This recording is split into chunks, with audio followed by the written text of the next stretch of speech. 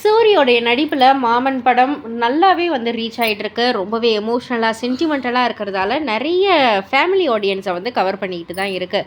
So ரீசண்டாக சூரி அவர்கள் அவரோட ஆதங்கத்தை வந்து தெரியப்படுத்தியிருக்காரு. அது என்ன அப்படின்னு வந்து கேட்டிங்கன்னா, மாமன் படம் வெற்றியடைய மதுரையில் மண்சோறு சாப்பிட்டவர்களை தம்பிகள் அப்படின்னு வந்து நான் சொல்கிறதுக்கே வந்து எனக்கு வெக்கமாக இருக்குது.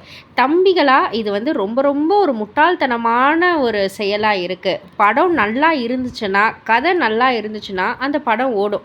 அதை விட்டுட்டு மண் சோறு சாப்பிட்றது, வேறு ஏதாவது பண்ணுறது, இதெல்லாம் பண்ணிகிட்டு இருந்தால் படம் எப்படி எடுத்தாலும் வந்து ஓடிடுமா என்ன? ரொம்பவே வேதனையாக கஷ்டமாக இருக்குது. இந்த பணத்திற்கு 4 பேருக்கு நீங்கள் தண்ணீரோ மோரோ உணவோ வாங்கி கொடுத்துருந்தீங்கன்னா நான் அவ்வளோ சந்தோஷப்பட்டிருப்பேன். ஆனால் இது போல் ஒரு கேவலமான செயல் அப்படின்றத தான் வந்து டீசெண்டாக சொல்லியிருக்காரு.